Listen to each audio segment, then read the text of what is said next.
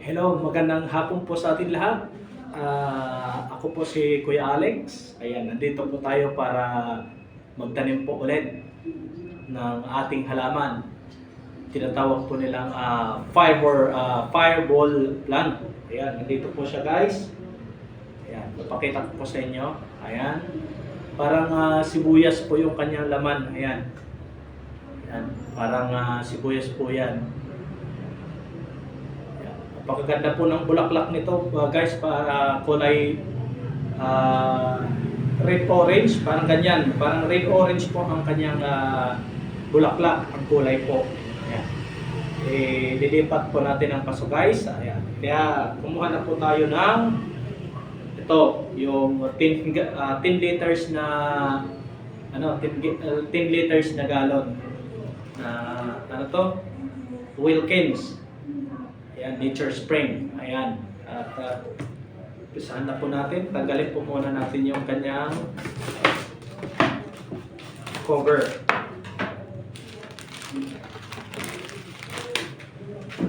Tapos, butasan po natin. Kahit anong plastic bottle sa malaki po guys. Dapat malaki po.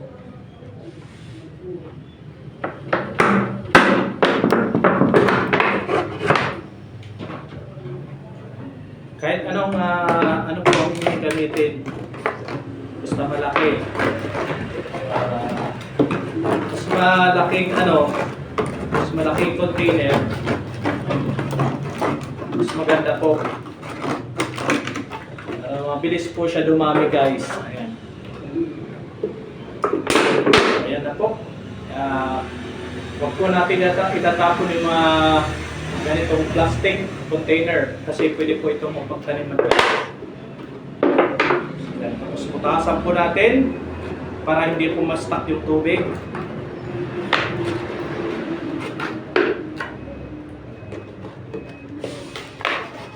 Plantito po muna tayo ngayon, plantito.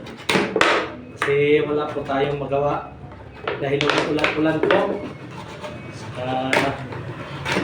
Wala po pong schedule ng ating basketball. Kaya sa ano pa yan, sa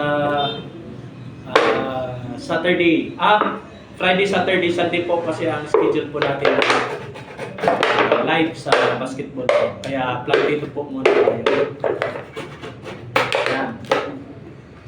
Huwag niyo po itatapon guys yung mga ganitong plastic po, plastic container na ganito kasi mapapakinabangan pa po yan para sa ating halaman.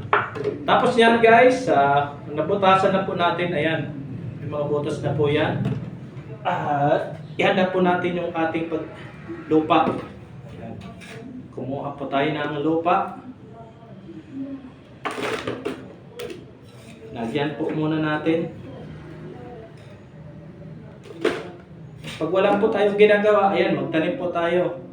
Para pagdating ng araw, siyempre, may harvest po tayo. Ayan. Pwede rin po ninyong ibenta yung mga halaman. Ayan. Kaso yung iba, ayaw magtanim. Kaya ayan. Hingiin na lang. Ayan. Napakasimple lang po. Kung wala po kayong ginagawa, magtanim-tanim na lang po sa mga bakuran niyo po.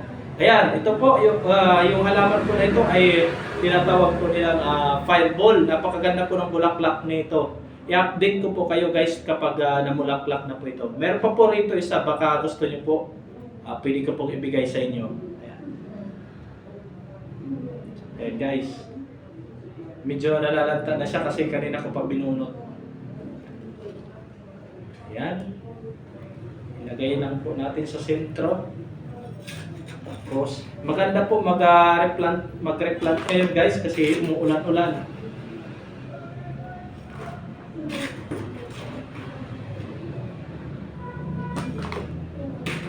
Punuin lang po natin.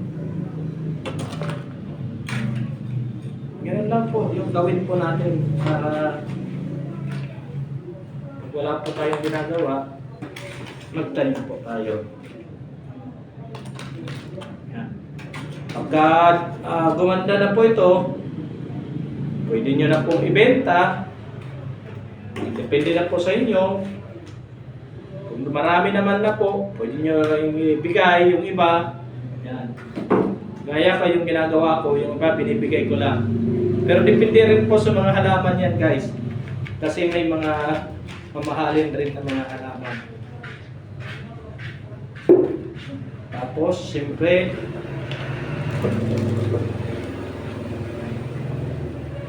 idiin po natin para hindi po siya matumba.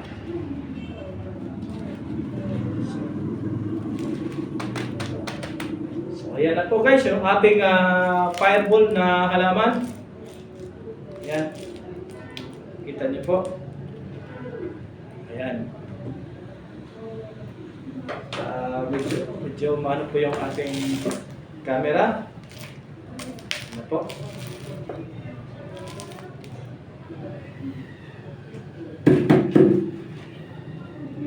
Antayin na lang na rin po natin na mamulaklak po ito guys at i-update ko po kayo.